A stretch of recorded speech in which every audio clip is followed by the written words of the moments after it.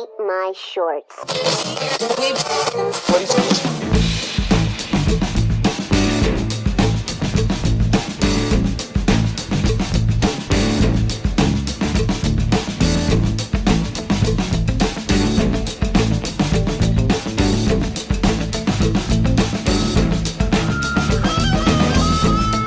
Hello everybody, welcome to the Dave Lee Down Under podcast. I'm of course your host Dave Lee, and this is our first episode of 2022, so happy new year to everybody who's tuning in.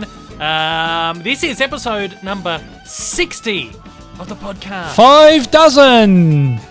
60! 5 dozen, what a crap. There's another one though. There's another bingo call. Yeah. Grandma's getting frisky. Number 60, Grandma's getting frisky. Wow. What a way to kick off the new year, hey? Grandma. Ugh, get that thought out of my head. You can... Scary thought. You can join us on the podcast every single Monday, except for when we decide to take like 3 months of break. Well, you know. But we're back. We had a few people write in like, oh no, because we did the show before the break. And we're saying, oh, last one for the year. I had a number of people writing going, oh my God, is this your last show ever? I was like, no, it's just the last show of 2021. We're back next year. So we're back every single Monday from now on. The podcast goes out on all the major podcasting platforms. That includes Apple, Spotify, Google, Amazon Music, and Audible. The visual element goes out on YouTube on the podcast channel. Usually I try and get that out 2 days early on the Saturday, but because I'm overseas now, the time difference might be that it's only a 1 day thing where you get it early Sunday. I don't know. We're going to figure it out after today. I'm going to see how quickly I can work. You can find me on YouTube at David A. Down Under, over on Twitter, Instagram, Letterbox. There is links in the description of every single podcast. If you want to write into the show, you can tune in at daveleepod@gmail.com. And if you're listening on podcast platforms, please leave a review and a rating. Only good ones. Don't like the bad ones. No, they help. Hunt you down if you put a bad one. No one's left a review for a very, very long time. I think September was the last one. So I implore you, I challenge you, don't be a chicken. Don't be the world's worst listener. Don't be the world's worst listener. Write a review. You can write reviews on Spotify now, apparently. So... Can you? Yeah, you can now. So wherever you're listening, go and leave a review, please. I'm not begging you. I'm not begging. But please, leave. You are. No, I'm not. I'm just asking them to please leave a review. Righto. Hey, Dave. You realise we're going over what is it? Oh yeah. Over 1,000 subs now. Yeah. We got paid last month. We got paid. We've made our first 70 cents on the podcast channel. 70 cents? I thought it was 1 cent. No, we got 70 cents. I think it might be up to $1 now. 70 cents. Woo! Yeah, we might have made $1, which is pretty good. So the channel is now up to 1,000 subs. We got 4,000 hours watch time, and we're monetized. So have you got the... Give me the... you're the one running the board at the moment because you're back in Australia while I'm still in the UK. Have you got the clapping sound effect? I've got to try and work that out, Dave. Oh no! I'll do it. Let's not get too clean. Oh, hang on. Here we go. Yeah. Oh, there it is. There we go. Well, we've kicked off 2022 with a little bit of dead air and some annoying sound effects, so we're back in full swing. Oh, business as usual. Business as usual. And we took about 4 goes to get started. I know it did, and I'm distracted because it's snowing outside. It's snowing, and I'd like to say quite heavily because this is heavy for me, but it's not heavy snow. It's not heavy enough to settle on the ground, but I can see the snowflakes. Oh, there you go. I've been waiting. I'm of course still in the UK. I'm not sitting there in Melbourne with you, watching snowfall. Although those up north will think we're probably getting snow down here in Melbourne. Yeah. Although we've had pretty good weather. We've had over 30, 30, 35, 36, 37 for the last at least 2-3 weeks, and at least the last couple of weeks. In the last couple of days, we had a couple of nice cool days, which is nice to cool the place down. But getting back up into the mid-30s in a couple of days' time. It's not been too bad here. It hasn't been too cold. There's like 15 degrees is the highest we've had, which has been quite nice. So I haven't seen any snow in the 3 months I've been here. I'm finally getting a little bit of snow, and I'm recording the fucking podcast. Great. Stick your tongue out the window so you can catch one. Well, yeah, we can try it. I can see it out my little window in here in my little study, so I'm happy. Of course, the voice, the very, very distant voice, all the way over the other side of the world, joining me today is old mate Rick, as per usual. As usual. Yeah. 17,000 kilometres apart. I know, how's that? And thanks to the wonders of the internet, we're still recording our shitty little podcast and sending it out to the just masses. to annoy you people. Yeah, beautiful. So this is our Annoy first. as many people as we can. This is our first episode of 2022, and I did say at the top of the show, Happy New Year to everybody. Can we still say that? Yes. Though? Can we still say Happy New Year? I've got a rule. I've got a rule with that. February's okay. I think when, like here in Australia, we, you know, in every country you have summer holidays, which is your extended break for the year. So obviously ours is this time of the year. So the kids are off school and all the stuff from say mid-December through to the end of January, early February. So kids have only just gone back to school this week here in Melbourne. Yeah. So I reckon the first time you catch up to somebody in that first couple of months of the year, it's still okay to say Happy New Year. Yeah, that's what I was going to say, because Alicia asked me a while, like mid-Jan, she's like, is it still okay to say Happy New Year to people? She's like, I'm still saying Happy New Year to people at work. And I said, well, I think the first time you've seen someone after the New Year, it's still okay to say, hope you had a good New Year and holidays and all that shit. If you don't see them until May or June, well, I think it's a bit superfluous by then. Might be a bit of a different story. A bit redundant. Yeah. But we do hope we do hope you have all enjoyed your holidays and the month of best of specials that we ran, that I cobbled together from last year's show. That we've been running for the last 4 weeks, but we are back now, as I said at the top of the show, back in full swing. We'll be doing weekly shows again, if we can get our shit together. If I don't fuck the board up too much. Yeah. We're not going to try and change too many things this year. It's going to run as normal, but there might be a couple of little format differences that we change. We're still on our quest to try and get these episodes down to about an hour and a half, which we were very successful with last year. Actually, the last episodes before I left. So without further waffling, let's get on with the show. Hey, I've got an update for everyone. Remember, back in August of last year, I had a parcel sent to me from my pal Derek over in the US, who picks me up discs over in the US that I might find a bit difficult to import.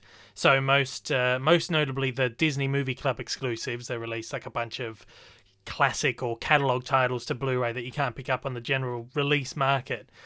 So Derek cobbles up a bunch of stuff, and then, after a few months, he'll send one out. If you've been listening to the podcast, Derek sent out a parcel with a bunch of Disney Movie Club shit last August. There was about 10 or so, wasn't there, in that? Pardon? There was about 10 or so in it. Yes, there was. There's like a decent bundle, a couple of $100 worth of shit, because these aren't cheap discs. They're not cheap. And I'm paying fucking a lot of money for, just to be quite honest, a lot of shit. But Disney knows that they've got me by the balls and that I would just fucking pay for anything that they put out at this stage. So anyway, I'm buying them all. Derek sent them out like August, so what we're talking like 8 months ago, 7 months ago, whatever that is. And I was updating everyone for probably the best part of a month. I was updating everyone. What happened with this parcel is it left America, it got to Australia, it went back to America. We were trying to get onto USPS. This is like 2 months. We got back onto USPS saying, what the hell is going on? They're like, oh, you didn't pay for premium parking, so... Premium parking. You didn't pay for premium postage, so we can't give you any premium parking. You did. You didn't pay for the premium postage, so we can't help you out. And then about a month later, we get another update, which is, it's back in Australia, and it's at customs. And then after a couple of weeks, it hadn't arrived, and I was ringing AusPost going, what the hell's going on? They're like, yeah, it's probably at customs. It hasn't passed yet, but we can't help you since this is with USPS. I called USPS. They're like, it's not our problem. This is Australia Post problem because they've got it now. Anyway, ran around in loops. We believe that because Australia Post. Well, yeah, exactly right. But then AusPost like, sorry, it's not in our hands. It's at customs, so this is a customs issue, blah, blah, blah. If it hasn't scanned through the system by now, which at this point was like a month after it had arrived in Australia. They're like, it probably wasn't on the crate that arrived because the crates get scanned, and then that apparently goes onto the tracking as if the parcel's been scanned in, and you got to wait for the next scan, which is the parcel's gone through customs, right? And then it was just radio silence for months. I'm talking like 3-4 months of radio silence, nothing.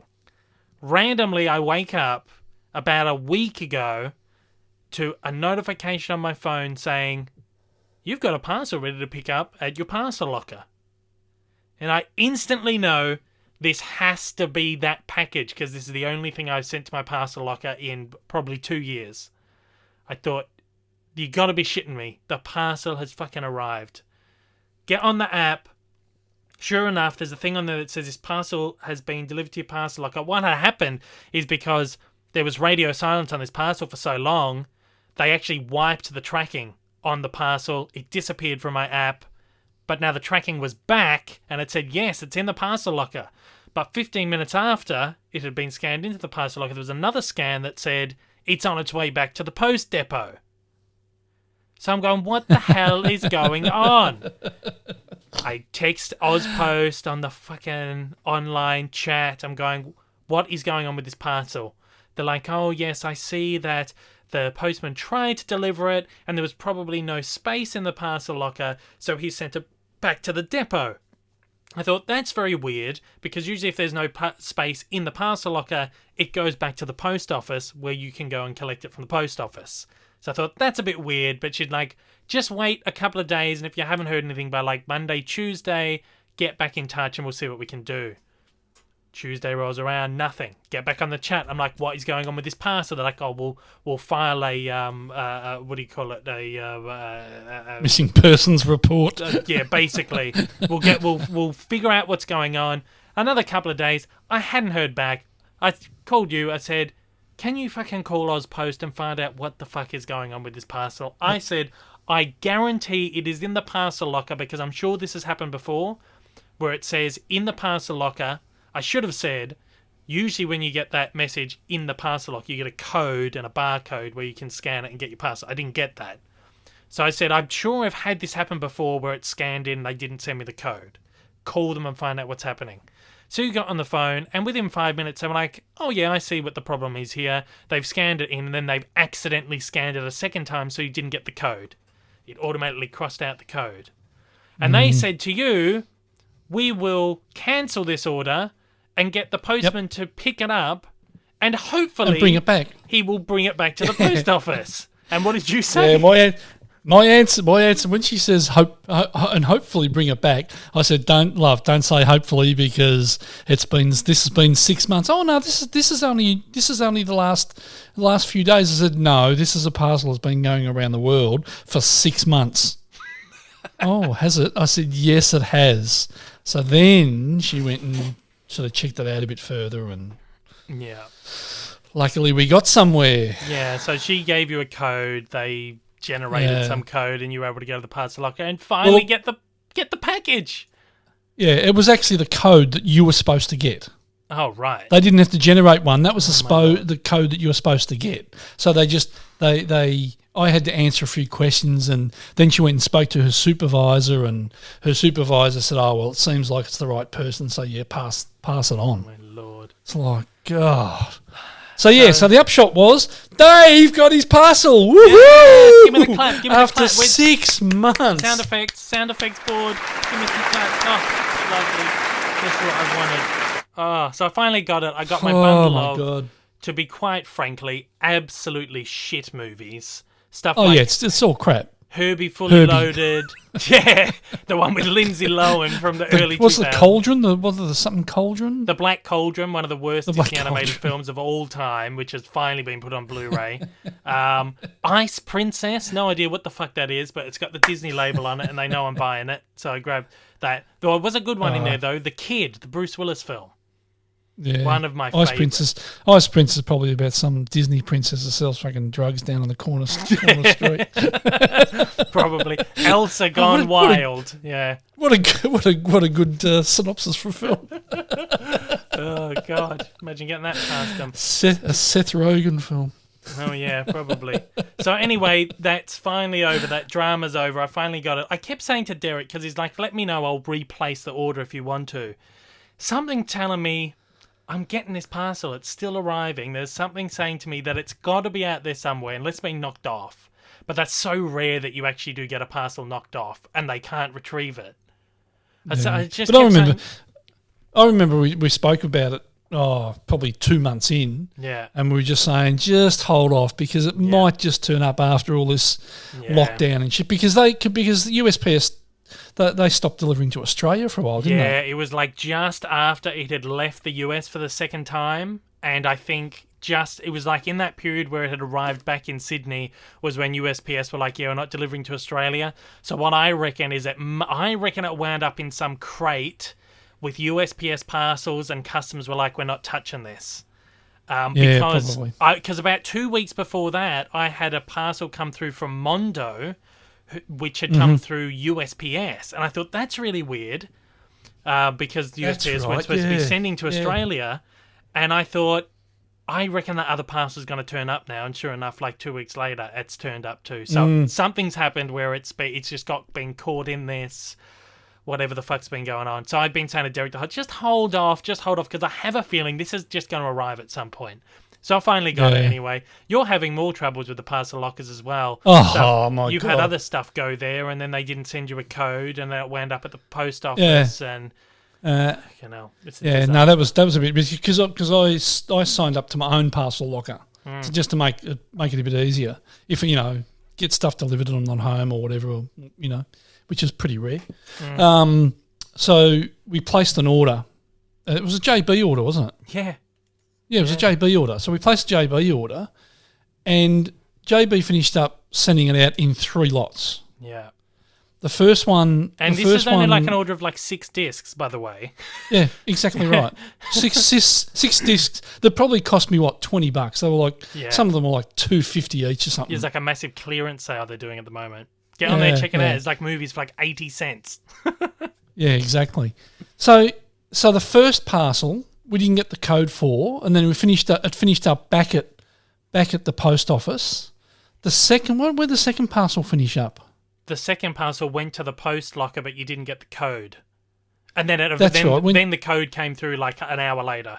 But it went to the wrong parcel locker. It was supposed to be there are 2 nearby, and I signed up to one that was closest to us, which is basically just down the end of the street. Yeah. And there was the other one at the supermarket, which is the one I finished used. up at. Yeah, the one you used. I finished up at that one, which was just. And I thought, what the fuck, And then there's another parcel that I've got to go to Ozpost to pick up. Yeah, that's on Monday. Yeah. Fucking hell. It's just what a fuck up, like parcel lockers. I don't think we're using them anymore. No, they were so great at the beginning. I think just them. There must be so many people using them now. Yeah, exactly right. I mean, with everybody, working from home and stuff or whatever, they're all just getting stuff delivered. Oh, if you're working from home, you wouldn't bother. You'd be getting it delivered home true. Anyway. But a lot more people, because they've been advertising it pretty hard the last few months. I was going to say, I reckon more people are clued on. Lockers. Well, Amazon has here, Amazon has a parcel locker service where if you don't want to pay for postage, you can just send it to a parcel locker. I've got 2 down the road. So if I'm not going to be home or whatever, or I don't want to pay for Amazon's fucking £2-3 postage, they can just get it delivered to a parcel locker down there and go for a walk. So they're becoming more common now. I think more people are clued onto them, more people are using them, and whatever else. But yeah, those Ozpost ones is just what a disaster. What a disaster. Anyway, how's this? Classic 20-minute waffling on at the beginning of a show. It's just like old times. Back into the old groove. Love it. I know.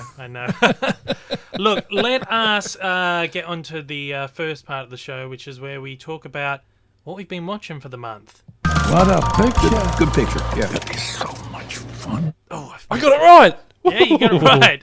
What we've been watching.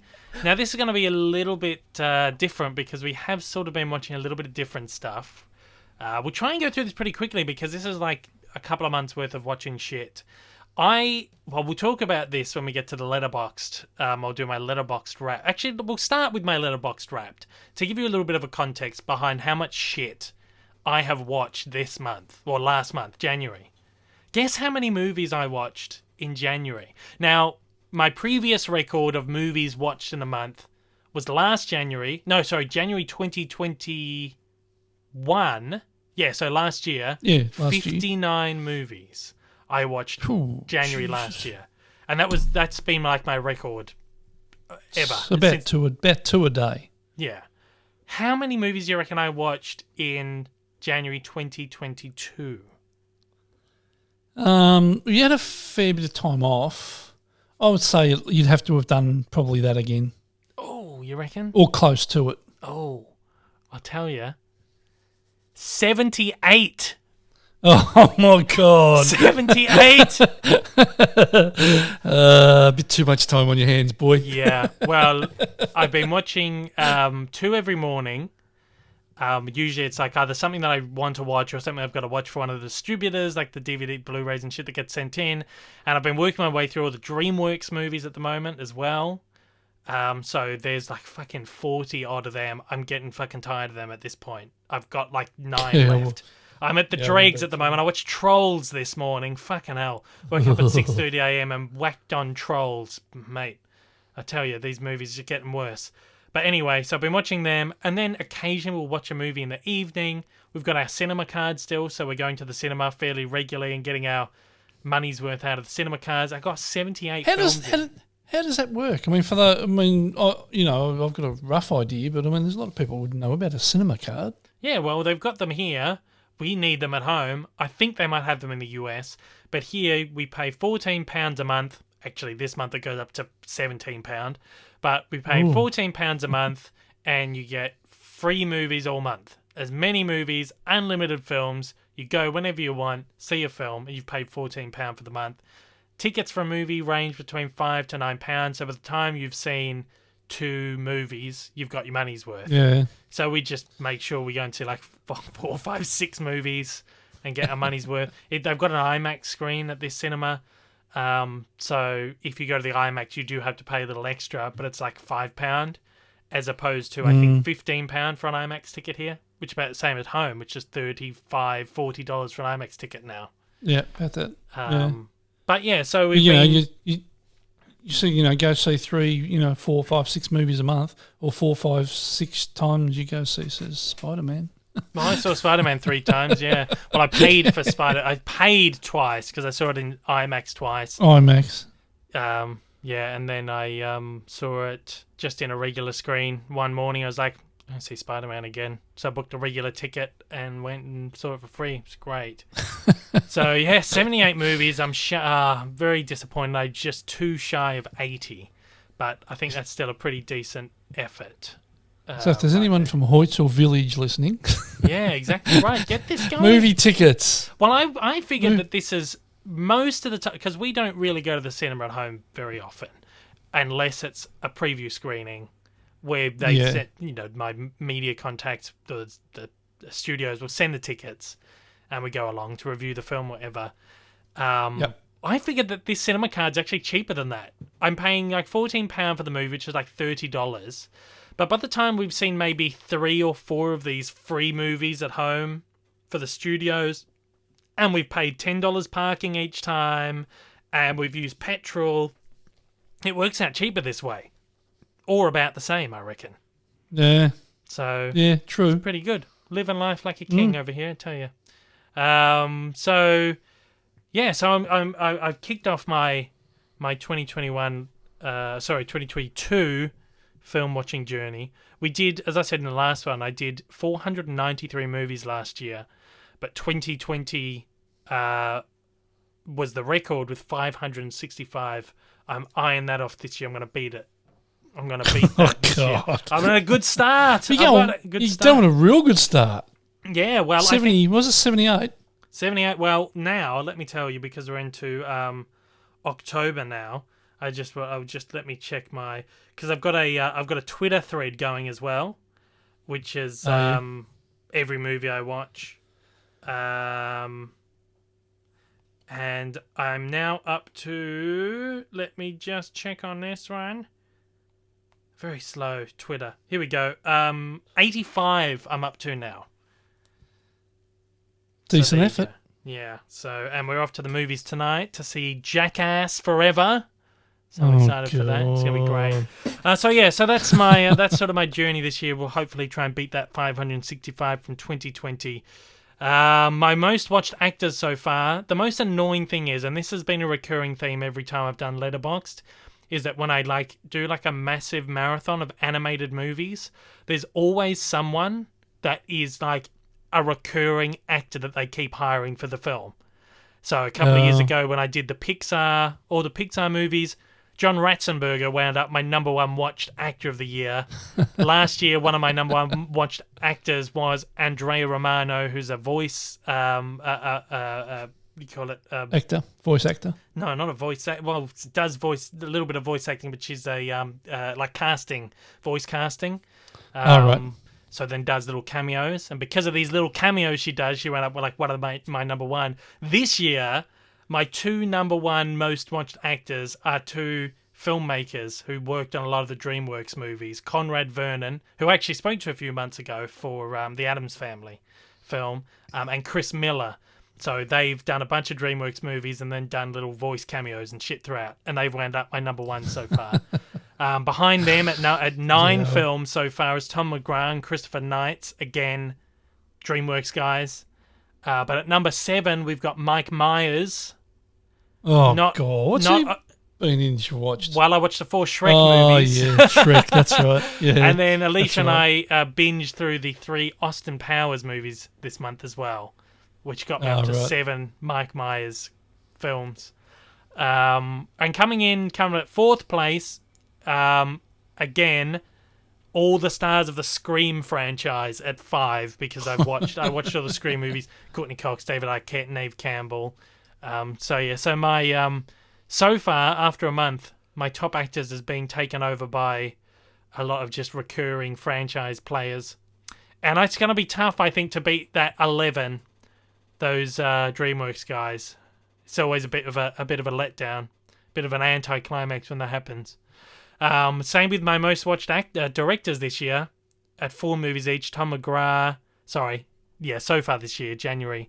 Tom McGrath and Eric Darnell, who worked on the Madagascar films, and Wes Craven, who did the first 4 Scream films.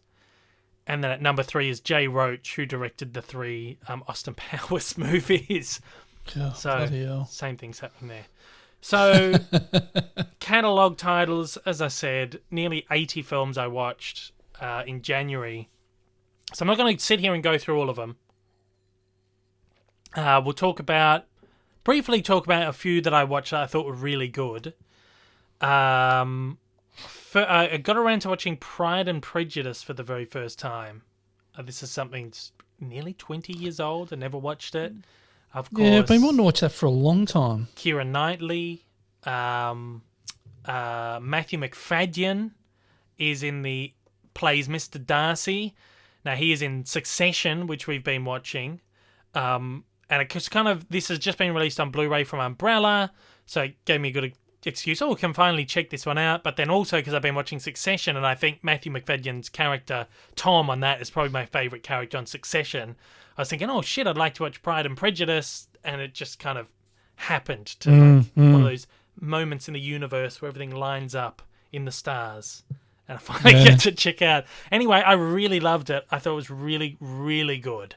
That's what I'll make the effort to watch it now. I think you should. I think you'd both like it. I find the weird thing is I find a lot of these films that are based on literary works to be really hard to watch. They're really slow. That's probably why I've never really watched it. It's exactly why. Because I'm the same. The strange thing is, every time I've watched something that's based on a Jane Austen work, I've really liked it. So, I don't know. Obviously, I've never read any of her works. I have all her books, but I've never read them. It's for my retirement in 60 years' time when I decide to read through all my novels. But I really, really liked it. Retirement's not that far away, mate. Huh? Retirement's not that far away. Oh, I know. 40 years. Oh, great. Don't remind me. Not even. 30 years. Jesus Christ. Anyway, really loved that. I thought it was great. It's shot absolutely beautifully, which it really shocked me. Just the film, just even the film techniques and stuff that they use in it. There's a lot of like crash zooms and stuff. So like where they zoom in really quickly. Yep. So like there's this one shot where Keira Knightley's character is sort of in the front of the camera, and Mr. Darcy walks in behind her, and there's this really strange sort of crash zoom that zooms into them, and it's just like really puts you in that like a really kind of immersive thing. I've never seen it really used in that way before. So I think it's a really interesting one to look at, just even the filmmaking techniques. But then it's filmed. All of it was filmed in the Peak District here in the UK, in England, which is so gorgeous, just picturesque when you picture like the hills and what do you call them?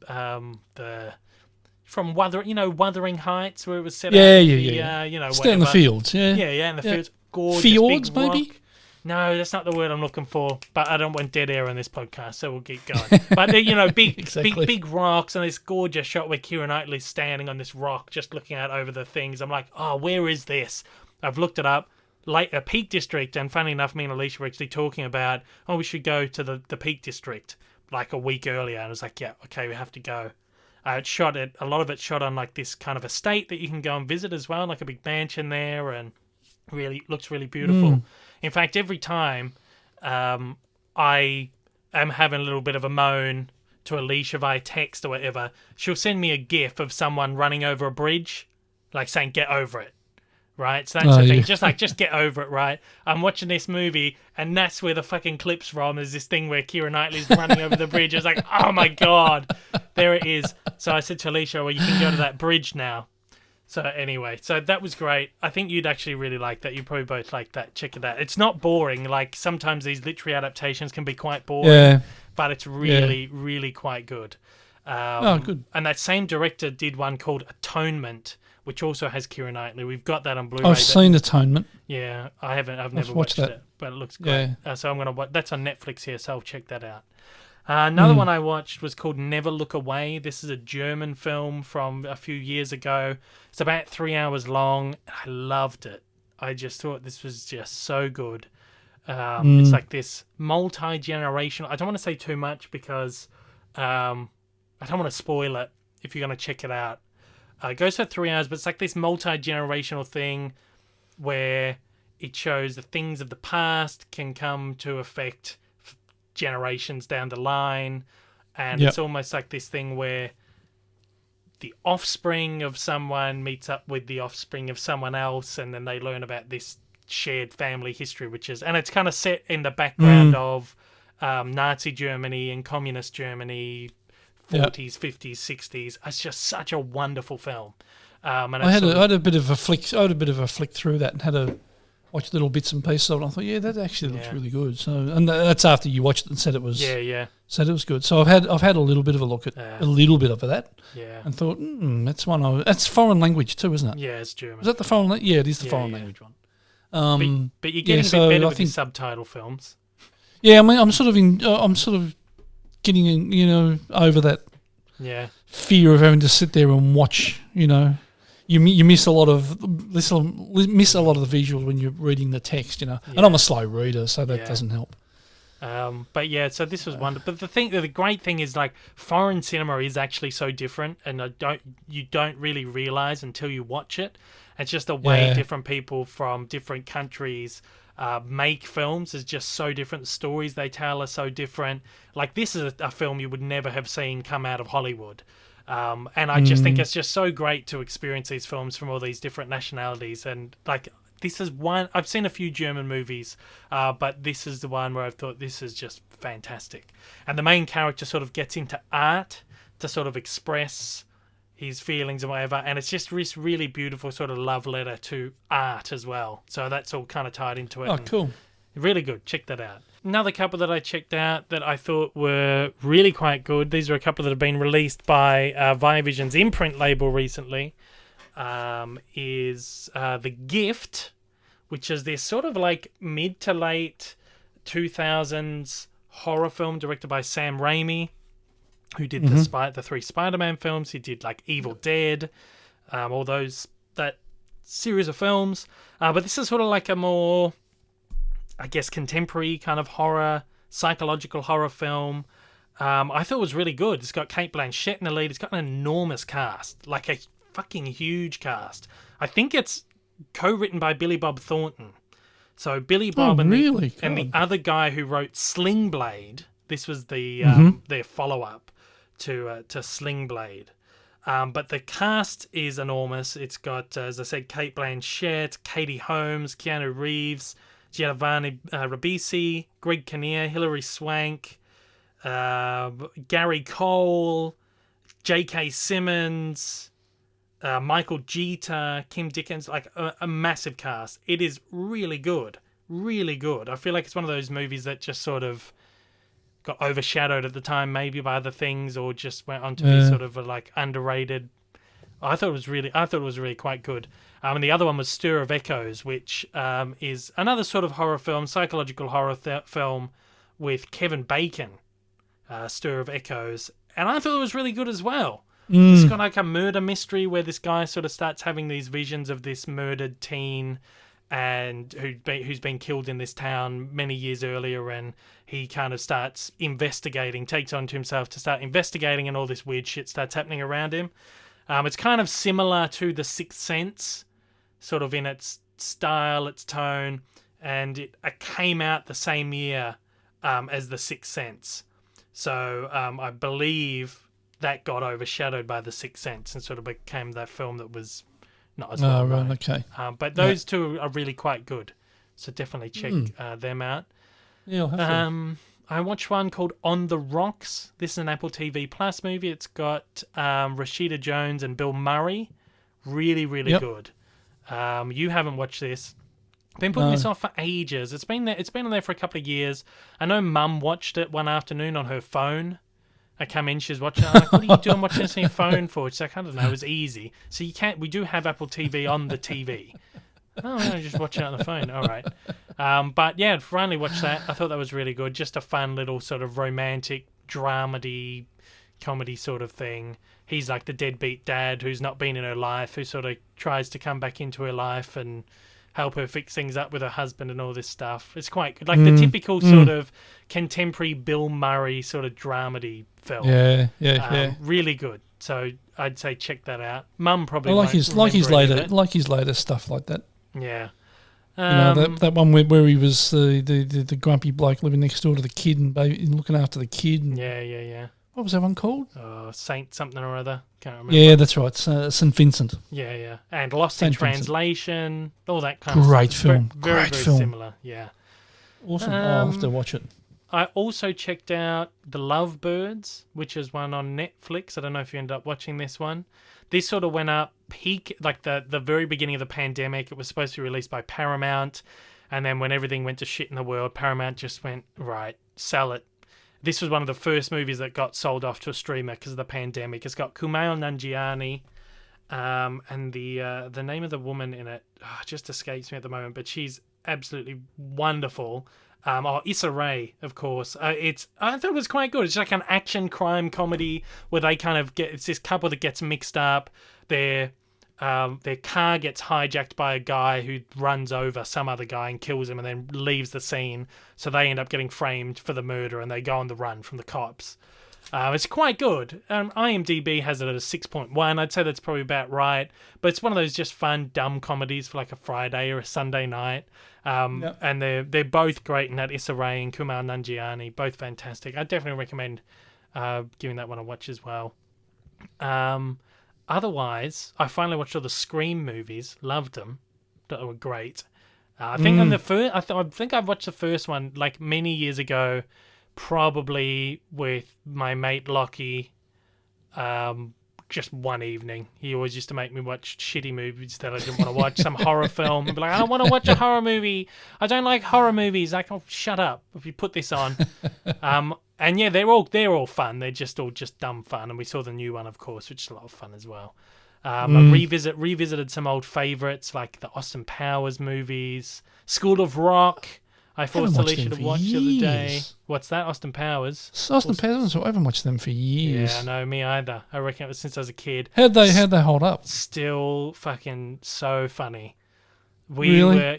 I have never seen Alicia laugh so much. I've said many times on this, it's hard for me to tell what she will enjoy because sometimes there's stuff that she just will hate. Like if it's a comedy, it's a dumb comedy, she'll be like, this is just too dumb for me.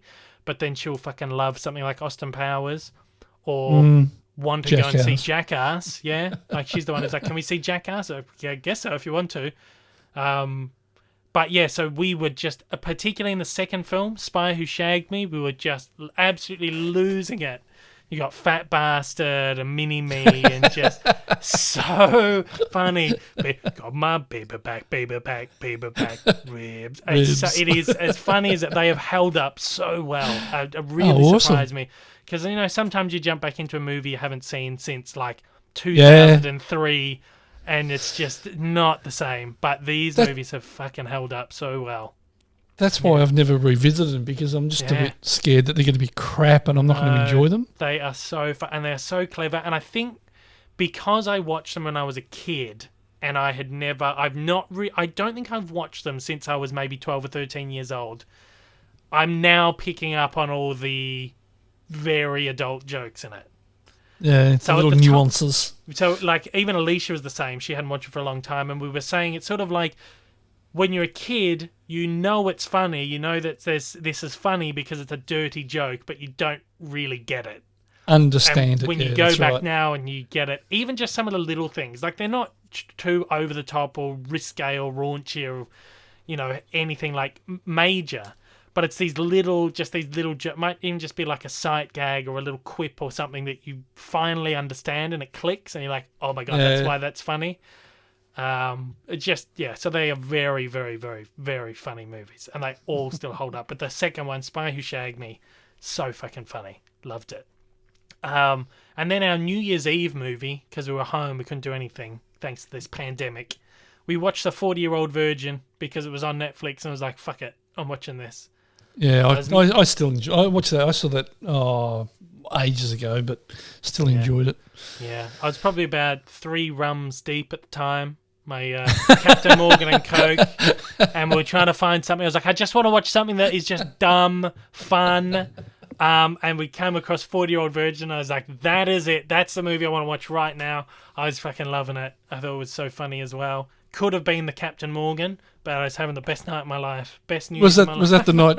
Was that the night Alicia kept sending me videos of you? Yes, it was. I was just I was loving life. That was funny as hell too. So that's that was funny as hell. Sort of like the best catalogue stuff I've watched. What have you watched? If you can remember. Not a huge amount, Dave. I've been really sort of a bit busy, you know, work and all that sort of stuff. But I did watch. I finally got around to watching War Dogs. Oh yes. And actually really enjoyed that. I thought very good. I didn't think it was too bad a film. And then the other night, or last weekend, we watched what's it called? Night School. Oh yeah. It's a bit crap, but it was easy to watch. You know, Kevin Hart for a Sunday night, and I like Kevin Hart. You know, all 5'2" of him. Yeah, you're not a big fan, though, are you, of Kevin Hart? He's like I'm like hot and cold on him. Sometimes he's in something I'm like, you're so fucking annoying, and then other times I actually really quite enjoy him. I think Night School was one I didn't like, and it's odd because I really like Tiffany Haddish as well. I think she's great. Yeah. But this I didn't really like. From memory, it's been a couple of years since I watched it, but I didn't really enjoy that one, which was a bit sad because I thought this is going to be one that I'm going to enjoy, but didn't really. But I really loved War Dogs when I watched that a couple of years ago. Yeah, but no, we've sort of really been watching more series and stuff than movies, really. Yeah. Because we'll only get an hour or two at night, so it's not really long enough to watch, a 2.5 hour film. Yeah. And most of the shorter films, we've sort of watched them because, we've only got a short amount of time, so we'll watch the shorter ones. So. Yeah. But so it's really just been TV shows that we've been watching more than anything. Yeah. Well, pretty much the same stuff you've been watching. Well, yeah, pretty much. We've found almost every fucking movie that's out at the moment is 2.5 hours long. What the hell is going on with that? it pisses us off. We're like, we just want to go to the movies and see something, maybe after work. Alicia gets off work maybe 4:30, so we can probably make like a 5:30, 6 o'clock session. But then when the movie's like 2.5 hours long, they play 20 minutes of ads at this cinema. So the movie might not start until 6:30. That's 9 o'clock you're getting out of the cinema. You're not home till 9:30. You haven't had dinner. It's just... And I really wanted to see Nightmare Alley. They played it for a week here. And we were going to go a couple of weeks ago, and then we sort of didn't end up getting time to see it. And we're going to see it this past weekend. But the only time... They had it on one screening every day, which was like 9 o'clock. Like this Bugger that. It was like a 9:45 screen. It was like an 8:45 screening. So I figured by the time the movie starts, it's past 9 o'clock. I'm not out of that cinema until 10:45, or like a Sunday night. I'm like, there's fucking no way I'm doing that, or a work night. No, it'd be later than that. If it's a 2.5 hour film and it starts at 9, it's 11:30. Oh yeah, there you go. 11:30, quarter to 12. It's really late. So I was like, there's no way I'm doing that. Not on a school night. I'm at this point now. I don't know if it's because I'm waking up early or because I'm old now, but I'm falling asleep by 10:30 if I'm in a cinema. Old man day. I was seeing when we saw House of Gucci, I was like, it could have been the movie because the movie was not the best. But I was like, fucking hell, I'm falling asleep. I was like, this is the first time in my life where I'm feeling like I'm actually falling asleep in a cinema. So I'm like, if there's a screening, it's after like 8 o'clock, no deal. Not doing it for like a 2.5 hour movie. But yeah, it's been so rare to be able to find something. It's an hour and a half. So tonight we're seeing Jackass. Like, fuck yes, finally, like an hour and a half movie we can go and see on a Friday night. And there's some like J-Lo, Owen Wilson romantic comedy coming out soon that Alicia wants to see. I'm like, fuck, I'm game. It looks awful, but I'm game to see it because it's an hour and a half. I just want to see something that's short, man. But literally, almost every movie, like these are a lot of these movies that we've seen recently. Matrix Resurrections was 2.5 hours. Spider-Man No Way Home was 2.5 hours. The Kingsman was just over 2 hours. The Last Duel was 2.5 hours. Scream, luckily, was about 2 hours. Electrical Life of Lewis Wayne, I think, was a bit over 2 hours. Movie called The Tender Bar, which just hit Amazon, 2.5 hours. Almost everything that we have gone to see at a cinema or watched on streaming is a 2.5 hour epic. Not all these movies need to be 2.5 hours long. And House of Gucci was another one, and like whatever else. There was a couple we saw. Oh, that one with Will Smith, King Richard, 2.5 hours. Yeah. And I'm like, I just want to go. What happened to the days where you would go to a cinema or for 90 minutes and just watch an hour and a half film and that's it, go home? Or you sit at home a Friday night, you want to put a movie on that, or Wednesday, Thursday night, hour and a half. All these movies are 2.5 hours long now. They just don't need to be this long. I don't mind a long film. They don't all need to be this long. It's crazy. No, exactly right. There's a lot of filler in a lot of those too. Yeah. We've got the Batman. The new Batman film comes out in March. 3 hours long. Yeah. 3 hours long. That's okay if it's good. But, oh, yeah. Oh, God. I'm game for that for Batman. And Spider-Man I was fine with 2.5 hours. I just like pick the film. Like The Last Duel, for example, probably didn't need to be 2.5 hours long. There's a lot of filler in that movie. House of Gucci probably could have been 80 minutes. It's just very long. So anyway, they're all the movies that I've sort of seen recently. I rated off a lot of them anyway. I finally did see Matrix Resurrections. I thought it was quite good. You saw that before me. We talked about that briefly last week. I did like how they like tied in the old films and very, very meta in the way that this version of Neo in this new movie was the creator of The Matrix, which was apparently like a video game. So the original 3 movies were actually a video game in this new movie, and just yeah.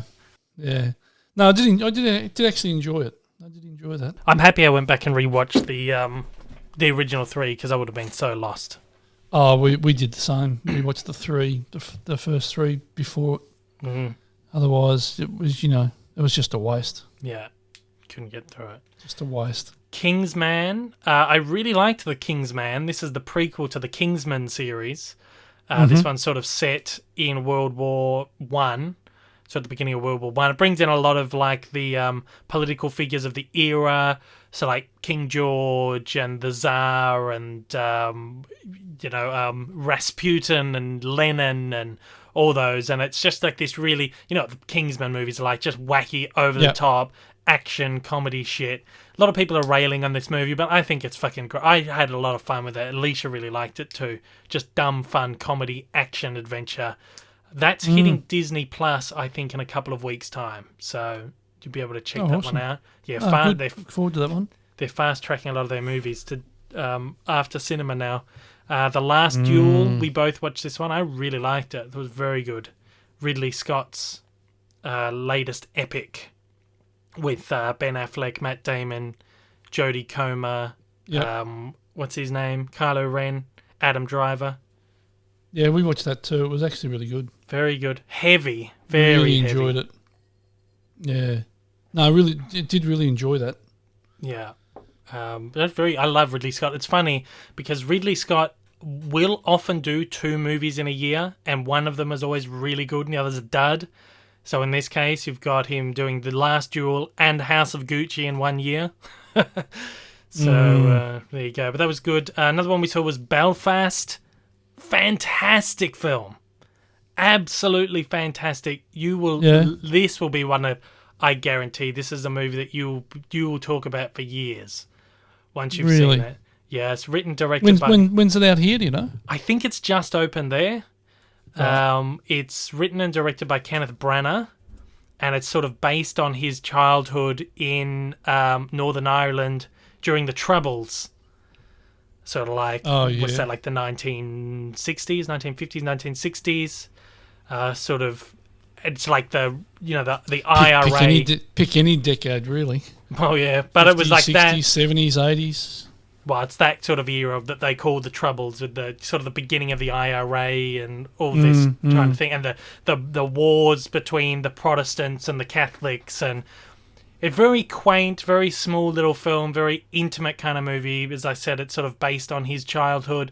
I just thought it was fantastic. The little kid that's in it, that is playing sort of like the fictionalized version of Kenneth Branagh, is fantastic. And you've got the lead in it, Jamie Dornan, who I think is just great. He is so good. Of course, he was. 50 Shades. Yeah, I was going to say Christian Grey from 50 Shades, but he's been doing some really, really good stuff at the moment. He's on a BBC show, which is currently airing or may have just finished. It's called The Tourist. We watched a couple of episodes of that. It's actually quite good, but we haven't got around to finishing it. So Belfast, very good. Electrical Life of Lewis Wayne, fantastic. I love that as well. Really quirky, weird film. Benedict Cumberbatch and Claire Foy. It's about this true story about this artist called Lewis Wayne, who did really weird, sort of psychedelic, expressionist sort of drawings of cats. You'll know his work. Like if you look up Lewis Wayne cats, you'll see his drawings. Right. And he's the one, I never realised, but he's the one who popularised owning cats as a pet.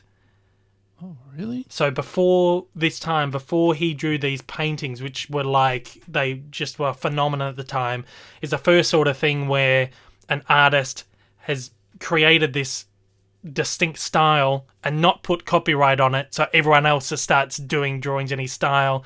They started replicating all of his paintings and stuff. You could buy postcards, posters, all that kind of shit, because he hadn't copywritten it. So he made very little money from all of his work. But because of this craze behind all these paintings of cats, it popularized owning cats as a pet.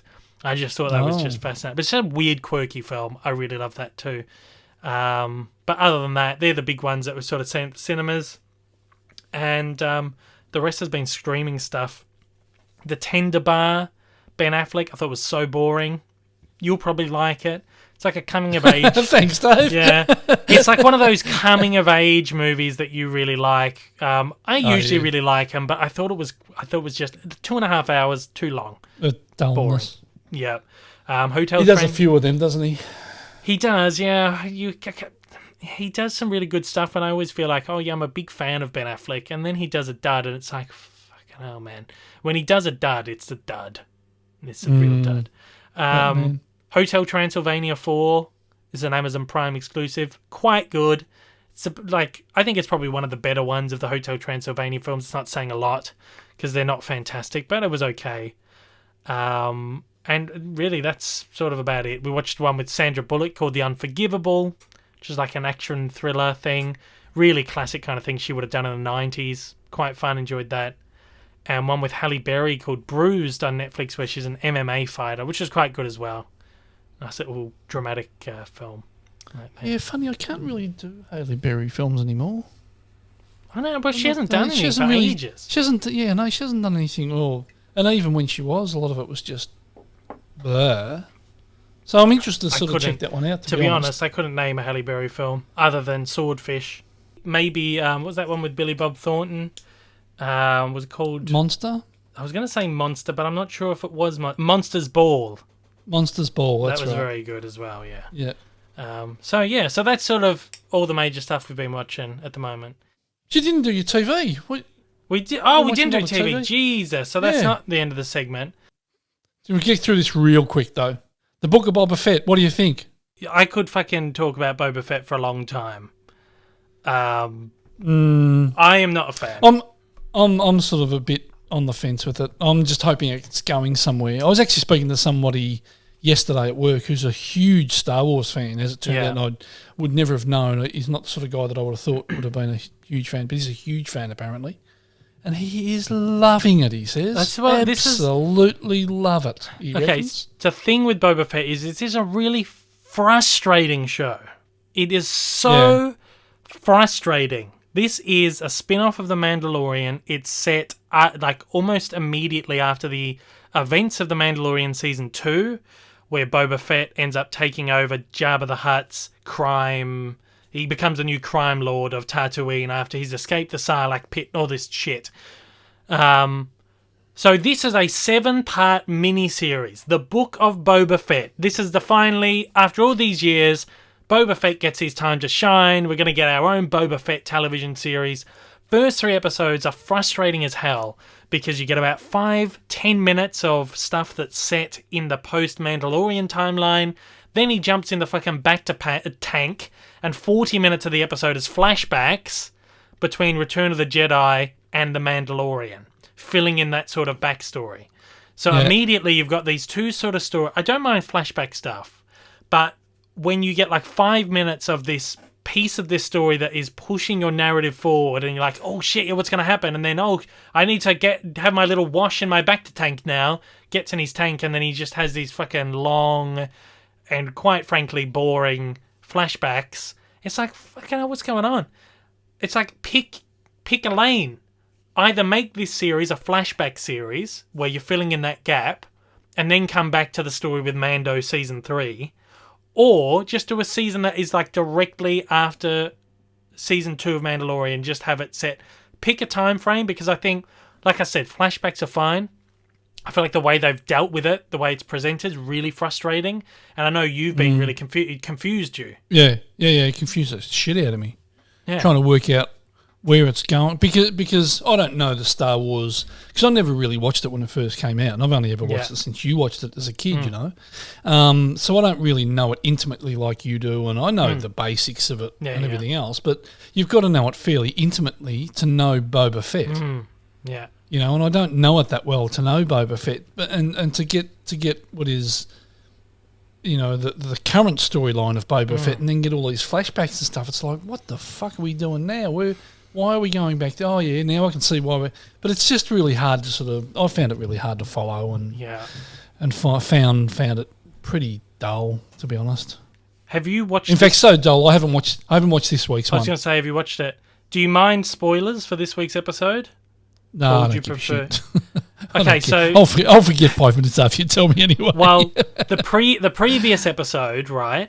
Boba Fett wasn't in it at all. That's right. Yep. The Mandalorian's back in this show, and he's fucking. It was taken Mandalorian over, right? 1.5. Yeah. So Mando's back. He's doing his shit. It was quite a good episode. It's the best episode of the season up to that point, and Boba Fett's not even in it.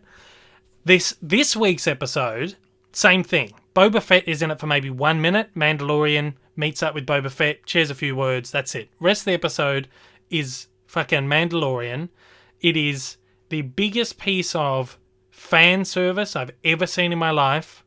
You get some Mandalorian doing some shit. Then they introduce Timothy Oliphant's character from Mandalorian, comes back into it for a little bit. And Deadwood over again. And then, yeah, God. Then we've got Luke Skywalker. Remember how last season they did like the deep fake thing? They did the Mark Hamill's face over. He's back. And you get like this 15-minute sequence with Luke Skywalker and Baby Yoda. He's training him. He's building the Jedi Fortress from the sequel trilogy. Yep. So remember in the last Jedi, where Luke has exiled himself at his his Jedi Academy. So he's starting to build his Jedi Academy.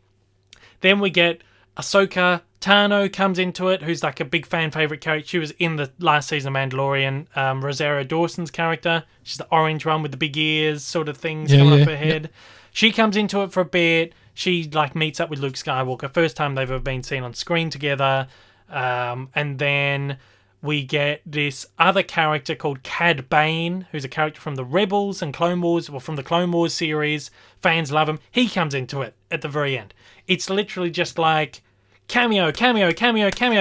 Look at all this cool Star Wars shit shoved into this one. And I'm going, all right, so this is like, what is this show?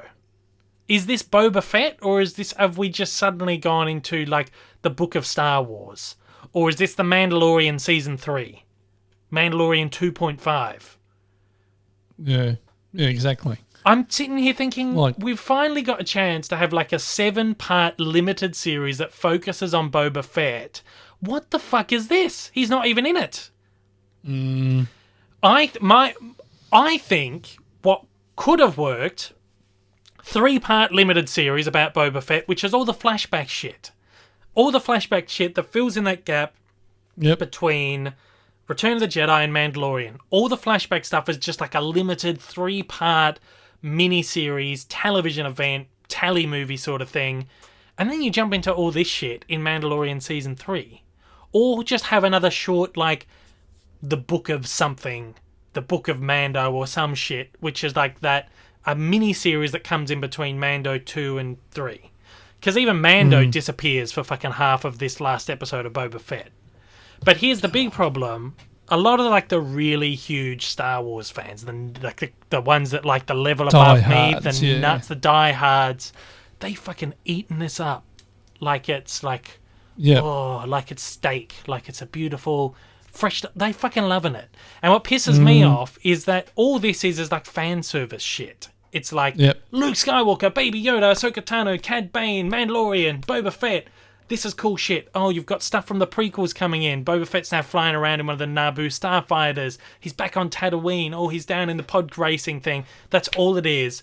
And the same people who are eating this shit up are the people who hated the sequel movies for doing the same stuff, for bringing back old characters, for setting it on new planets. These people are like, all these movies are is like fan service, it's fan bait, it's so shit. But those movies, I feel like they did it actually quite respectfully and quite beautifully. They brought in these little things, tied them back into the other movies. And now this show is just so over the top, but they're all fucking eating it up. I don't get it. I just don't get it. So I'm just so like, I think maybe the sticking point here is that this is supposed to be a 7-part miniseries about Boba Fett, and the episodes that Boba Fett's not in it. The episodes that have focused on Boba Fett have been so fucking frustrating to watch. And then when you're finally getting somewhere, he's finally like, that's it, I'm all healed. You know, that episode he's like, I'm all healed. You're like, finally, flashback stuff is gone. We can get on with the story. He fucks off. He's not even there. He's gone. He's out of his own show. I'm like, what the hell am I watching? Maybe that's the sticking point. Maybe if this had a different label on it, I'd be enjoying it more. But I don't know. I think I've just had enough of Star Wars at this point. Yeah, no, I know what you're on about. I mean, it's just I just can't. I'll persist with it and get through to the end, but I'm not going to enjoy it. There's one more episode, so get through it. And I'm sure there's a point, because there's always a point to these things. Like what you say about Marvel, there might be a couple of weird things, but then they eventually tie it all together. So I get it. I get there's a point. I get there's a story. They're probably going to tie up. I reckon Boba Fett comes into Mando season 3 and they team up and they're fighting alongside each other. But why? I understand maybe using this series as a setup for that. But the way they've gone about doing it is just so fucking weird. So weird. Yeah. So anyway, on to the next show. Pam and Tommy has just hit Disney Plus as well. Oh, God. How many have you only watched the first one? I've only watched the first one. Oh, my God. I actually quite enjoyed it. I thought, this looks like it's going to be okay. Watched the second one last night, and it is some of the craziest shit you will ever see on a television show. Oh, really? It is full on. It goes hard, quite literally. It is. I remember hearing a long time ago that Sebastian Stan was going full frontal for this series, and surely enough, he certainly does. Oh, really? Yeah, I think there might be a little bit of prosthetics involved here, but it's a little bit hard to tell. I know there's a lot of makeup that's gone into Lily James to make her look like Pamela Anderson. And I'm sort of sitting there like, I won't say this in like the least creepy way, but you're sort of trying to look at where the prosthetics are, and you can't. They are so good. Like the makeup team has done such a fucking good job on this program that you cannot tell where the prosthetics are. You can't tell how they've covered seams. It's just admiring like the artistry of how they can transform a person. I think is fascinating. And I'm sitting there like, Alicia's just watching it for this program, and then here I am like, I'm just like, I can't figure out how they've done this. I can't figure out where are these prosthetics, and I'm looking at Sebastian Stan. I'm like, is that a prosthetic, or is that real, or this is one of the fucking craziest things. I won't say too much, but episode 2 is bonkers. There's a third one on there. By all reports, Tommy Lee, big boy. Well, so there'd have to be quite a bit of prosthetic involved. I think there's a lot of prosthetics at work here on both of them. But I think it's fantastic. I think it's really good so far. There's a third episode up there at the moment. I'm not sure how many shows there are supposed to be. I think it's like 7 or 8. They did send me screeners for this a while ago, but it's not something that's like in the demographic of my program, so I didn't want to do a review. So I'm happy to wait for it to roll out on Disney Plus week by week, and watch it without the big, what do you call it, watermark and all that shit. Yeah. But I'm enjoying. It's very good, and I think it is wild. It's over the top. It's crazy. It's full frontal. It's everything, but it handles the topic really well. From these first 2 episodes, anyway, it tackles it quite respectfully, and it handles these people like it'd be so easy to go, let's make this show about these, people who made a fucking sex tape and just make it just wild and over the top. And it is, but there's this real human element to it where you quite rightfully feel quite a lot of sympathy for these people. And I think it's just beautiful how they've managed to kind of make this series the way they have. Yeah. So I remember Seth Rogen talking about this years ago. Yeah. It's been in work for a while. It was on some talk show where he was talking about the making that series. It's an 8-part thing. I just had a look. So yeah. Right. So yeah. So that's been in the works for a long time, but it looks really good. I enjoyed the first step, and after we finish here, I might go and watch the second one. Yeah, you'll really enjoy it. And I'm telling you right now, I'm very happy I'm not there watching it with you. I'm happy to not be watching this series in particular. Like one of those uncomfortable things. We've watched a lot of uncomfortable stuff. Yeah. I've watched a lot of uncomfortable stuff with my parents in the past, but I tell you, I'm happy I'm not watching this with you, because this is rated R, 18 plus. This is an Australian R, and it is incredibly rare for a television program to be an R.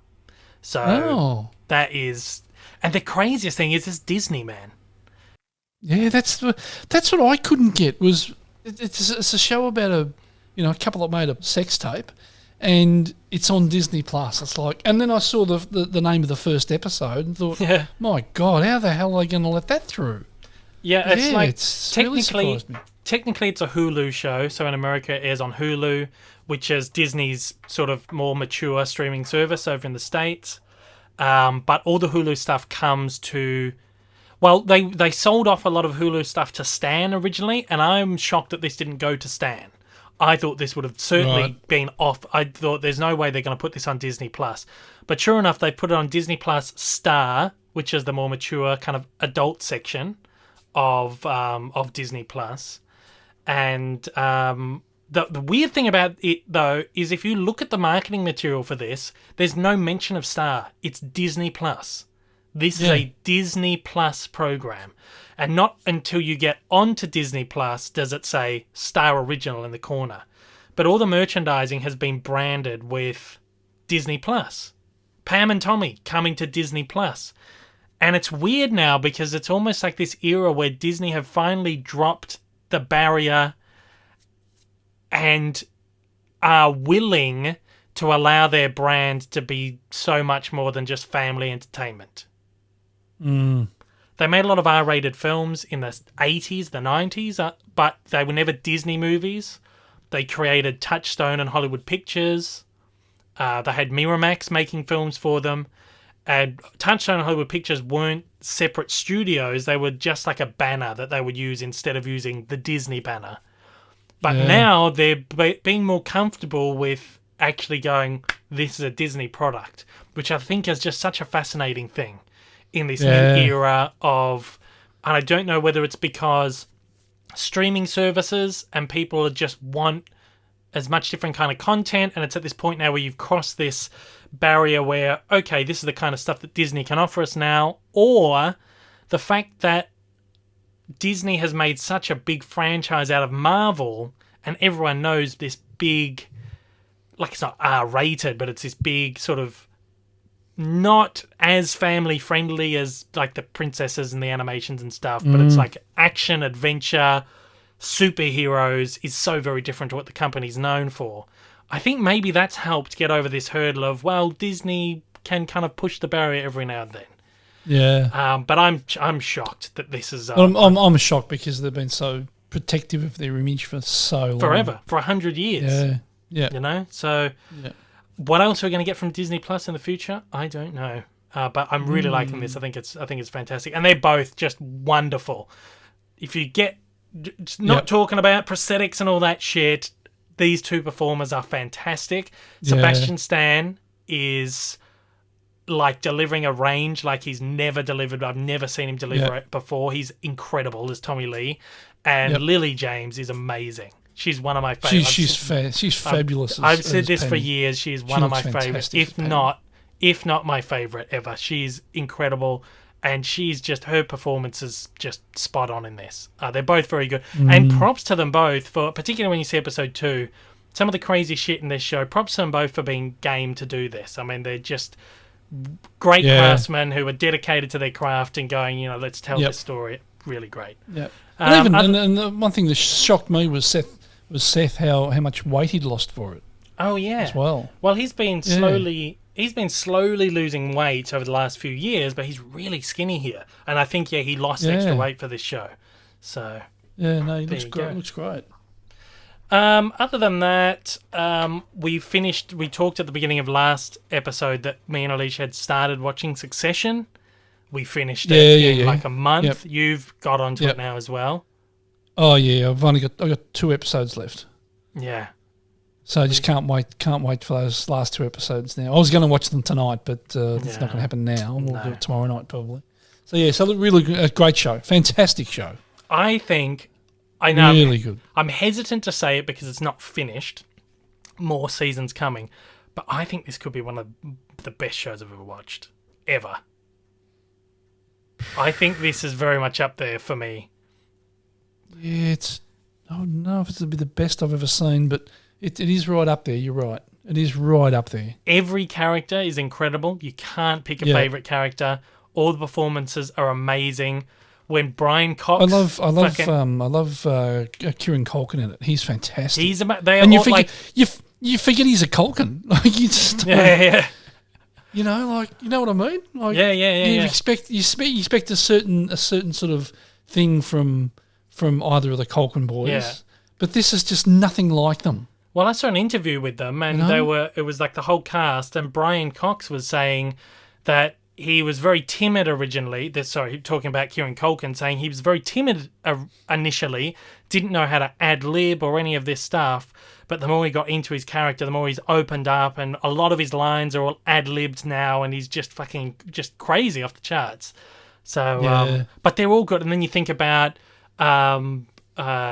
like Brian Cox's characters, he's very quiet a lot of the time, but when he goes off, he fucking goes off.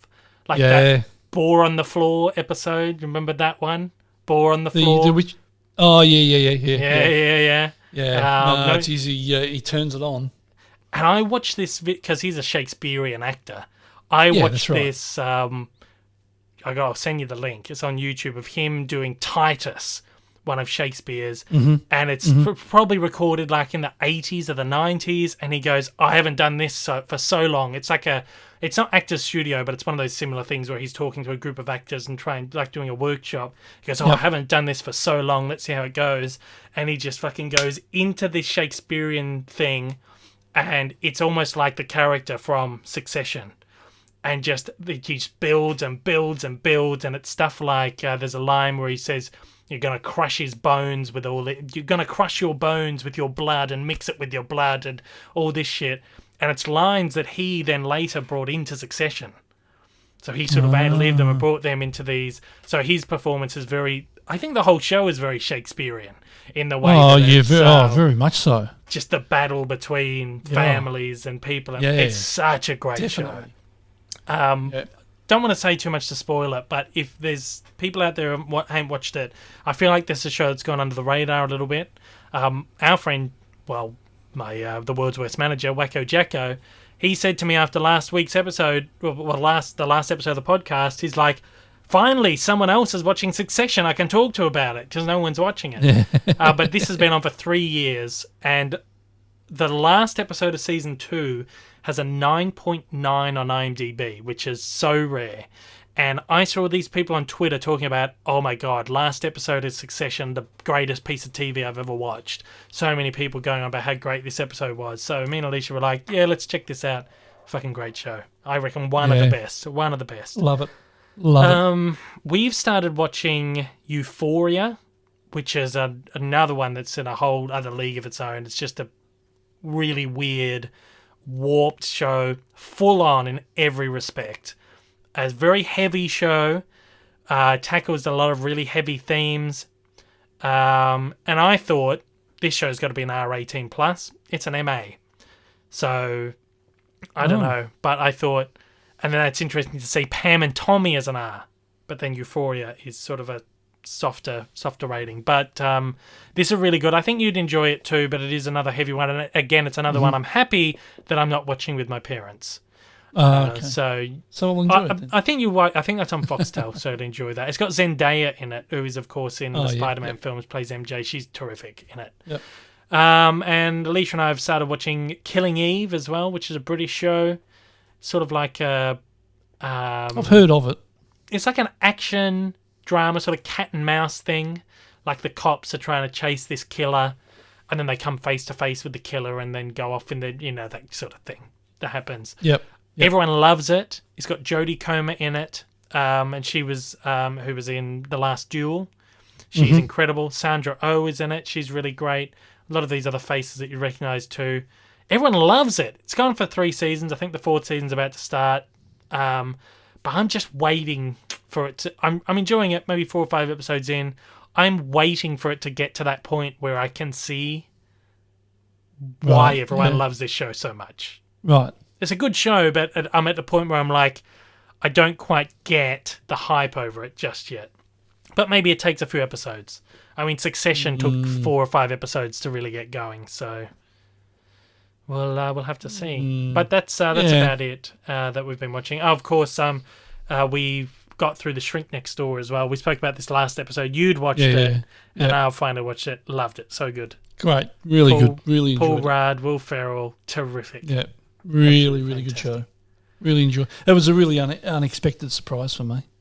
Yeah. Because I saw the pairing and I thought, they'd probably work okay together, but just didn't realise how good it actually was. And based on a true story, I think, isn't it? Unbelievable, yeah, a true story. My gosh. Check that one out too. That is on Apple TV Plus. Again, the hit rate of Apple TV Plus is still quite good. There's been a couple of shows I've watched I've been like, not great. But there's pretty good content on there. Yeah, and that was great. That was like, 6 episodes, 8 episodes, something like that? Very good. Like even Alicia, she hates Will Ferrell. She said he's so annoying. She hates him. She loved this. She got really hooked up. The first few episodes, she was on her phone. She didn't want to pay too much attention because she didn't want to watch this Will Ferrell thing. And every now and then I'd see her like kind of look up, and it'd keep her attention for a bit, and then she'd be back on her Candy Crush or whatever. But by around like episode 4 or 5, she was like fully invested in it. She's like, I want to know what happens now. She's like, I feel so sorry for this guy. Yeah, you do that. And she's like, I can't believe it. Will Ferrell he's actually delivered a really good performance. You want to grab him and just slap him about and say, "Wake up, mate." Yeah. Anyway. So there you go. So anyway, that is what we've been watching for this month. Do you have the jingle there? What a picture. Good picture. Yeah. That one. Yeah, that one. You got to be on the ball with the jingles. I forget it's got to be run at the end of it too. Yeah. Well, you got to close out the segment. I know World's Worst Manager would hate that. He said to me, you can't have so many. He said to me yesterday, you can't have so many segments. You got to get rid of the segments. Not everything needs to be a segment. I don't care. I like my segments. It gives me a nice little... And I like the sound effects because it annoys him. So, there you go. 17,000 kilometres away. He's only up the road from me. I'll come and knock on the door. Yeah, exactly. Very quick partner highlight. I'm just going to highlight kicks.com.au. The code Dave15 is still active. You can head to kicks.com.au and use Dave15 to get 15% off your entire order. That includes pre-orders and sale product. A few of their new releases include Bond, No Time to Die, Venom, Let There Be Carnage, Last Night in Soho, Boss Baby 2, Halloween Kills has just come out as well. So head over there and pick up some. There's a lot of great catalogue titles recently reissued on 4K as well. So head to kicks.com.au and use Dave15 to get 15% off at checkout. And with that, it's now time for... Shite. All right. Oh, I almost forgot I had to say the or. Yeah, you missed it. I missed it? Well, there might be a little bit of a delay there as well. There's a bit of a delay. I might have to get you to do the or next week. Oh, yeah. Okay, we'll go it. Hang on. Ready? Go again? Yeah? Shite. Or? All right. There you go. That's better. Now, or came in after it. Yeah. Now, we're thinking Shite All Right, still good. People are still enjoying it. I've spoken to a few people. They like the game. But the general consensus is, and this is how we were feeling about it, is that maybe it's just we do it a bit too much. And this is how I was feeling from the beginning. I was like, I don't want to do this game too much and overdo it. But people are feeling like it's still good, it's still fun, but maybe you don't need to do it every single week. So what we're going to do in this series of the show, we are going to do Shite All Right every second week. So every 2 weeks we'll do Shite All Right. Every other week we're going to do what's called Game of the Every Other Week. So we come up with a different game every week. We're going to trial a bunch of stuff. And this is another way that we can get people involved in the show as well, because people are heavily involved in Shite All Right. What we want is for people to send in game ideas. Just little fun, quick, movie-related game ideas that we can play. Every other week, when we're not playing Shite All Right, we will play a game that a listener has suggested to us. So send them on in to daveleepod@gmail.com. If you've got a fun little game, if it's like a trivia game or like a little game that we can battle off against each other, like Shite All Right, send it in to daveleepod@gmail.com, and we're gonna trial run a whole bunch of them, and then maybe eventually we'll find one that we really love and will become a regular segment on the show. We've had one pretty dangerous. What's that? That could be dangerous. It could be dangerous. Could be dangerous. I have already had one sent in, so we will probably get to that one next week. We've had a couple of ideas as well that we can play around with if we don't get too many suggestions. But for this week, we are going to play Shite or Ride. I mean, it's the first episode back. We got to run a Shite or Ride. Got to do it. So we're going to do this, and then I think we'll probably round the show out after this. We're getting to an hour and a half. Yep. I had some news stuff to talk about, but it's not that big, so we're just going to do Shite or Ride and round it out this week. Exactly right. So, do you? I need to just double check because I spoke to Jeff, our monkey man worker. He was going to send in an updated score sheet and email. Yeah, he's the guy that does He's the world's worst scorekeeper. He sends in our score sheets every week. I did speak to him yesterday. He said he was working on it. He hasn't sent it. That's okay. So we will. Jeff, what are you doing? So next time, Jeff will send one in and we'll read it. So no message from Jeff this week. But I think now get off your organ, your grinding organ. Yeah, I can't remember who was winning or what the scores were, but I know that I'm guessing you were first. winning. I was winning, probably by like 1 point. I don't know. Is it? Yeah, it was 1 or 2, something like that. We'll find out when Jeff sends in an updated score sheet after this week, and then we've got to decide whether we blend in score sheets from the other games into this one or keep this separate. We'll sort that out. Let us do this week's edition of Shite or Ride. All I know is that I am guessing first. So we're guessing first. Yes, I'm guessing first. Okay. So So it's you. this one comes to us from Lewis Glover. Yes. Okay, you ready? Yes. Ready A as portrait of the broken lives of 4 people: a vigilante detective, a worried parent, an awkward man looking for love, and a suicidal artist, as they struggle to cope in their religiously dystopian city. Oh, what on earth? Read that again? A portrait of the... You going to take a drink? Oh, no, I've run out. Here we go, just a fake little sip. A portrait of the broken lives of 4 people: a vigilante detective, a worried parent, an awkward man looking for love, and a suicidal artist, as they all struggle to cope with their religiously dystopian city. I have no idea, man. It almost sounds like that Mixed Nuts. Remember Mixed Nuts? It was a Christmas film. Oh, yeah. Adam Sandler, Steve Martin, a bunch of others. It was really great. It sort of focused on all these different people. There was the suicidal one. There was I don't think that's definitely not it. I don't know. This sounds like it's a movie that tries to be really good, but it's shit. So I'm going to say it's a shite. You're saying shite, are you? Yeah. Okay. God, where is it? There we go. No, that's not it. I'm trying to find... A little bit rusty. We've got to oil the wheels. Just a little bit. Okay. So you're saying... I'm going to say it's shite. It's got to be shite.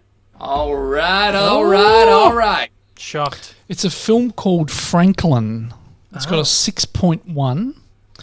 And if you looked at the poster on it, you would think it was a horror film, but it's actually listed as a drama, fantasy, sci-fi. Oh. Eva Green, Sam Riley, James Faulkner, Ryan Felipe. Oh. So yeah. How weird. Never heard of it. There you go. No, never heard of that either. Interesting. What year was it made? Let me have a look. 2008. Oh. There you go. Interesting. All right, Yes. I'll read one for you. This one is coming to us from our pal. Wouldn't be a show without one. Devesh. Take a drink. God, another drink. Alrighty. That was the worst fake drink I've ever heard. Well, I've already drunk my water. So here we go. This is a bit of a long plot. A teenage girl and her father travel to a remote alien moon, aiming to strike it rich. They've secured a contract to harvest a large deposit of the elusive gems hidden in the depths of the moon's toxic forest. But there are others roving the wilderness, and the job quickly devolves into a fight to survive. Forced to contend not only with the forest's other ruthless inhabitants, but with her own father's greed-addled judgment, the girl finds she must carve her own path to escape. I'm not reading that again, by the way. No.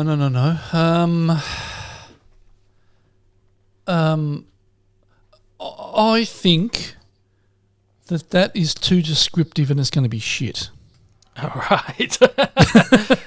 They're going to try and sell it to you somehow, hey? Yeah, they're trying to sell the drama. All right, so you lock that in. Well, Yep, it is I'm saying it's shite. interestingly a. All right. Oh, bugger. Yeah. It just sounded like they were just trying to sell it too hard. It's a 6.3. It's called Prospect, and it came out in 2018. Never heard of that. No, I've never heard of this. Never heard of it. It's like a weird sci-fi looking thing. It's got Pedro Pascal in there, who is the Mandalorian. Jay Duplass and Sophie Thatcher are the three leads in this. It looks quite interesting. I have never heard of this one. But Devesh somehow manages to pull up all these strange movies that are actually look quite good. So props to that. Interesting. There you go. So written and directed by Christopher Caldwell and Zeke Earl, who haven't really done much else. So there you go. They're doing, that's about it. Haven't done much. All right. So there you go. So you want your second one? Yep. Who's this one from? This one is from Jeff B. Oh, Jeff B. Boy genius Michael Dean teams up with a super talented chimpanzee and his caretaker to take down an animal testing lab. In exchange, the scientist gives the boy some pointers on the girl of his dreams. I know this one. It's a Disney one from like the 60s. It has to have Kurt Russell in there. Someone like Kurt Russell. I'm struggling to remember the name of the film. Or does it have Dean Jones in it? I think it's Kurt Russell, and I can't remember the name of the film. And I've seen it, and I watched it not long ago. Is it called like Monkey Business or something like that? I'm certain. I could be completely wrong, but I'm certain this is like Kurt Russell, monkey film, Disney, 1960s. I'm going to say it's one of those movies that is... it's tough. Because it's either going to be a movie that's really shit but has a good rating because people love it, or it's a movie that people love but has a shit rating because it's shit. I'm going to say Shite because I feel like it could be like a 5.8 or a 5.9. So, hit it to me.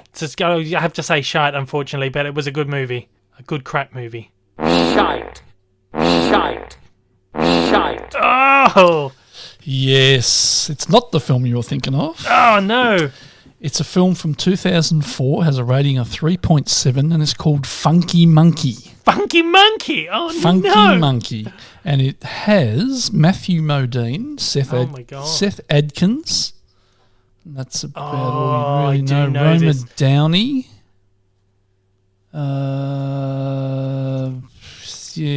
Gilbert Gottfried. Oh, my God. Fred Gets Ward. worse. So there's a few people you'd know by face but not by Gets name. worse. Jeffrey Tambor was in it. I do remember when this came out, actually. I don't think I ever watched it. Yeah, Funky Monkey, 2004. The movie I was thinking of is The Barefoot Executive. Kurt Russell and the Monkey, 1971. I've got to jump up because I'm curious now what rating that has. 6. So yeah, I was about right where it would be about 5.96, but I would have done myself over. So I'm lucky, but well, there you go. The synopsis for that: a mailroom clerk and a chimp team up to pick hit TV shows. Great movie. Such a good movie. But Disney did so many movies with monkeys in the 1970s. It just sounded like one of those fucking... And I'm sure there's one where the monkey teaches someone to love I don't know. Anyway, I'm going to read you one now. This is from Gary Litterman. And here we go. Two friends are searching for their long-lost companion. They revisit their college days and recall the memories of their friend who inspired them to think differently, even as the rest of the world called them idiots. It's got to be Shite. That has to be Shite, surely. Yeah, I'm saying Shite on that. You're saying Shite? Mm. Okay, this one is a... All right. Yeah. Just sounds like absolute tripe. It is an 8.4. Oh, It's really? It's called Three Idiots. It was released in 2009. I believe, it's